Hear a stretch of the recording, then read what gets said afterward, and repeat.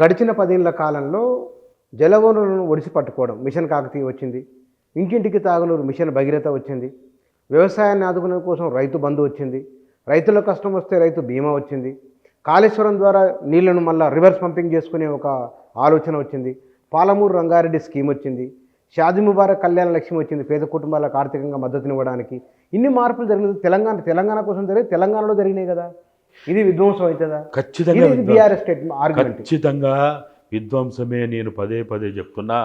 మీరు 2001 ఏప్రిల్ 27 నాడు కొండా లక్ష్మణ్ బాపూజీ గారు ఇచ్చిన జలదృశ్యంలో ట్యాంక్ బండ్ విగ్రహాల సాక్షిగా ఈ గులాబీ జెండాని రెపరెపలాడించినప్పుడు తెలంగాణ రాష్ట్ర సమితి నామకరణం చేసి కల్వకుంట్ల చంద్రశేఖరరావు గారిని అధ్యక్షునిగా నియామకం చేసినప్పుడు ఆ అధ్యక్షోపన్యాసము ఏం చేసిండో మీరు ఒక్కసారి మీ దగ్గర ఉన్నాయి కదా.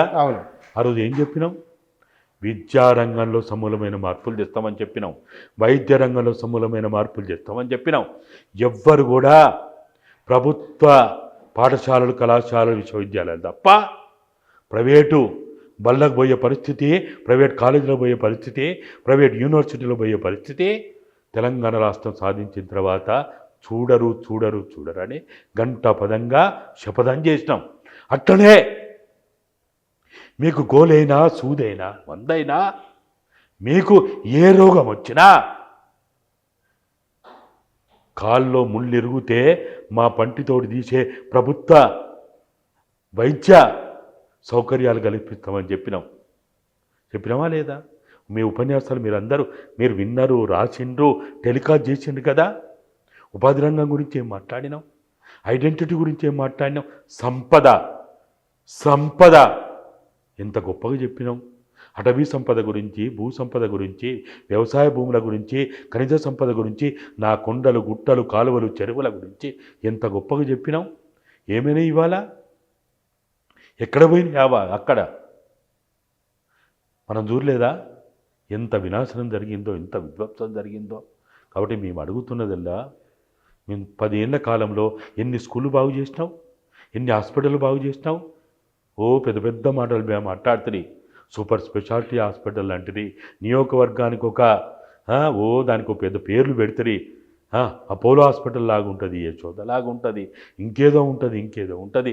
అంతర్జాతీయ స్థాయిలో ఉండే వైద్య సౌకర్యాలు కల్పిస్తా అంటివి. మనం ఎక్కడికి పోవాల్సిన అవసరం లేదంటివి. ఏమైంది? ఎక్కడి నుంచి వచ్చింది? సరే, ఆ ప్రభుత్వం అట్లయింది. ఆ ప్రభుత్వం అట్లయిందనే ప్రజలు దానికి బుద్ధి చెప్పిండ్రు, దాన్ని వద్దనుకున్నారు, అయిపోయింది. రేవంత్ రెడ్డి గారు వచ్చిన తర్వాత మనం చూస్తాం కదా, బడ్జెట్లో విద్యారంగానికి ఎంత బడ్జెట్ కేటాయించాడు. కానీ మునుపటి కంటే కూడా విద్యారంగంలోనూ, వైద్య రంగంలోనూ, సాగునీటి రంగంలో సమూలమైన మార్పులు తెలంగాణ నేటివిటీకి అనుగుణంగా తాము తెస్తున్నాం. రేవంత్ రెడ్డి పదే అంటున్నారు. ఇవాళ అసెంబ్లీ సమావేశంలో అదే చర్చ. అన్న, నేను ఏమంటున్నా అంటే, మాటల గారడి వద్దు, అరచేతులు వైకుంఠం వద్దు. ఏ పని చేయాలన్నా బడ్జెటే దానికి నిలువెత్తు సాక్ష్యం. బడ్జెట్లో విద్యారంగానికి పెరిగిన ఖర్చుల దూరరీత్యా కావచ్చు, పెరిగిన అవసరాల రీత్యా కావచ్చు, మారుతున్న జీడిపి రీత్యా కావచ్చు, విద్యారంగంలో గత ప్రభుత్వాల కంటే కూడా ఈ బడ్జెట్లో తరుగుదల ఉంది. ఇది నిజమా కాదా? 7 లక్షల కోట్ల అప్పు అయింది కాబట్టి నెంబర్ 1. నెంబర్ 2, వాస్తవిక దృక్పథంతో వాస్తవాదాయాన్ని అంచనా వేసుకొని బడ్జెట్ రూపొందించడం ఈ గవర్నమెంట్ అన్నది. అనడమే కాదు, ఏ మార్గాల ద్వారా ఎంత వస్తున్నది, ఇప్పటికీ ప్రభుత్వం ఏడాది కాలంలో చేసిన అప్పు, బయట జరుగుతున్న చర్చ ఏమిటి, వాస్తవం ఏమిటి కూడా సభలో వాళ్ళు పదే చెప్తూ ఉన్నారు. కాబట్టి నిర్దిష్టమైన అంచనాలతోని నిర్దిష్టమైన ఆదాయ వనరులను గుర్తించి తయారు చేసిన బడ్జెట్ ఇది. అపోహలు, అభూత కల్పనలు ఇందులో లేవు అని వారు అంటున్నమాట. అందువలనే అయితే మీరు అంటున్నారో అది ఆచరణలో కనపడాలి. ఇప్పుడు మీరు ఒకవైపు ఏమో ప్రజల అవసరాలు, ప్రజల బాగోగులు, లేకపోతే తెలంగాణ ఉద్యమ ఆకాంక్షలు, అమరవీరుల ఆశయాలు, మేము దాన్ని పెనవేసుకొని ఉన్నామో దానికోసమే పనిచేస్తున్నాం అన్నప్పుడు, ఇప్పుడు ఏదైతే ఇప్పుడు 1,50,000 కోట్ల బడ్జెట్ మూసీ ప్రాజెక్ట్ అంటున్నారు. టీఎస్ని తీసి టీజీ పెడితే ఎన్ని కోట్ల ఖర్చు అయింది? ఆ బడ్జెట్ తోటి ఎన్ని స్కూళ్ళు బాగు చేయొచ్చు? అంటే మనకున్న వాస్తవమే 7 లక్షల కోట్ల అప్పు అయింది అని మనందరం ఒత్తుకున్నాం, దివాళీ తీసిందని చెప్పినాము, అప్పులు పుట్టమని చెప్పినాము, లంకె బిందెలు కాదురా నాయన ఖాళీ బిందెలు అని చెప్పినాం. ఇవన్నీ మనం మాట్లాడినాం. శ్వేతపత్రం ప్రకటించినప్పుడు దాని గురించి గొప్పగా మాట్లాడినాం, చెండాడినాం, గత ప్రభుత్వాన్ని చీల్చి చెండాడినాం.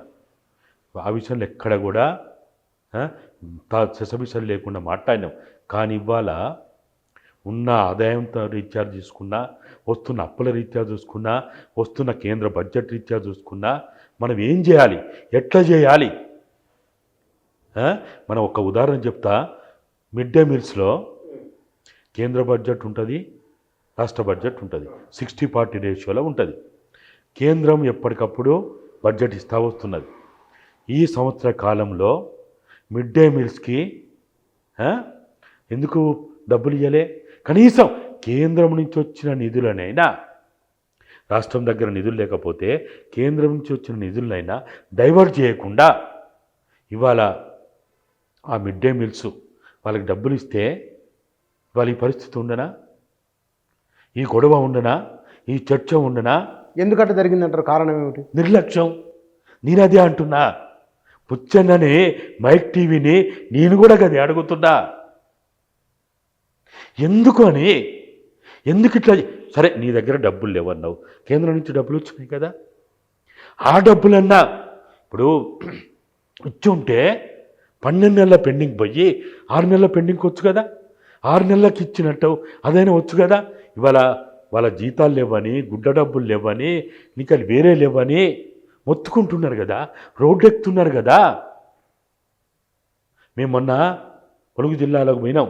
వాళ్ళు పోతే అసలు వాళ్ళు ఎంత ఆవేశంతో, బాధతోటి ఏమన్నా కానీ మమ్మల్ని తీసేసినా పర్లేదు, మా మీద కేసులు పెట్టినా పర్లేదు.